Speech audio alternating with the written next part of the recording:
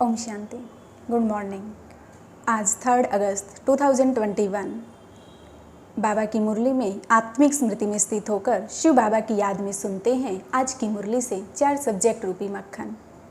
आज की मुरली का सार है, मीठे बच्चे, बाप दादा की याद प्यार लेनी है तो सर्विस एबल बनो, बुद्धि में ज्ञान भरपूर है तो वृषा करो। आज की मुरली से ज्ञान की सब्जेक्ट से रिलेटेड जो पॉइंट हैं उसमें बाबा कहे, अगर फालतू देह अभिमान का नशा आया तो भरे हुए बादल भी उड़ जाएंगे। अगर बाबा से प्यार नहीं, योग नहीं तो ज्ञान होते भी जैसे खाली हैं। ऐसे खाली बादल अनेकों का कल्याण नहीं कर सकते। बाप तो पतित पावन मनुष्य सृष्टि का बीज रूप ज्ञान का सागर है।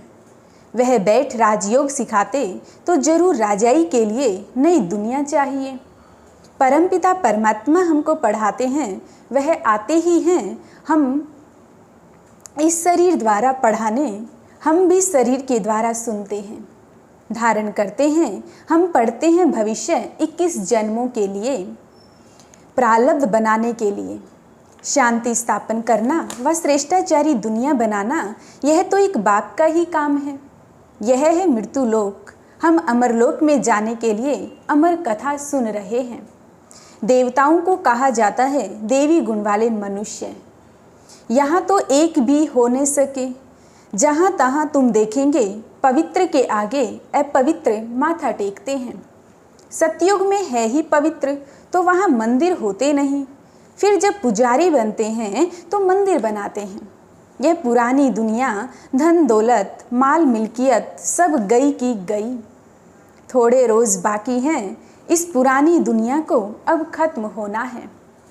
प्रजापिता ब्रह्मा मुख द्वारा शिव बाबा रचना रचते हैं तो वह क्रिएटर ठहरा। स्वर्ग रचते हैं तो जरूर बच्चों को स्वर्ग का वर्षा देंगे। यह है रुद्र ज्ञान यज्ञ, हम हैं ब्राह्मण। जो जितना ज्ञान धन धारण करेंगे उतना उच्च पद पाएंगे। देह अभिमान का नशा उच्च पद हमेशा के लिए गवा देगा। आज की मुरली से योग की सब्जेक्ट से रिलेटेड जो पॉइंट हैं उसमें बाबा कहे, बाप कहते हैं माँ में कम याद करो। देह सहित देह के सब धर्मों को छोड़ अपने को आत्मा समझ मुझ परमपिता परमात्मा को याद करो। याद को ही योग अग्नि कहा जाता है। मन मना भव तो सजाएं खानी पड़ेंगी। तुम्हारे जन्म जन्मांतर के विकर्म विनाश होंगे, नहीं तो बहुत सजाएं खानी पड़ेंगी। और संग बुद्धि का योग तोड़ एक संग जोड़ना है। अब हमको वापिस जाना है तो घर को भी याद करना है। आज की मुरली से जो धारणा की सब्जेक्ट से रिलेटेड पॉइंट हैं उसमें बाबा कहे, अभी तुम बच्चों को अच्छी रीति पुरुषार्थ कर देवी गुण धारण करने हैं। संपूर्ण निर्विकारी जरूर बनना है। ज्ञान के घमंड में न आ, रूहानी नशे में रहना है। निश्चय बुद्धि बन पहले अपनी अवस्था पक्की करनी है। आत्मिक स्थिति में रहना है। आज की मुरली का जो वरदान है वो भी धारणा की सब्जेक्ट से रिलेटेड है। तो वरदान में बाबा कहे, बाप के संस्कारों को अपना निजी संस्कार बनाने वाले व्यर्थ व पुराने संस्कारों से मुक्त भव। बाप के संस्कारों को अपना निजी संस्कार बनाने वाले व्यर्थ और पुराने संस्कारों से मुक्त भव। जैसे बाप सदा विश्व कल्याणकारी, परोपकारी, रहम दिल, वरदाता है, ऐसे स्वयं के संस्कार नेचुरल बन जाएं। जीवन में संस्कार एक चाबी है जिससे चलते ही चलते रहते हैं। आज की मुरली का जो स्लोगन है वो भी धारणा की सब्जेक्ट से ही रिलेटेड है।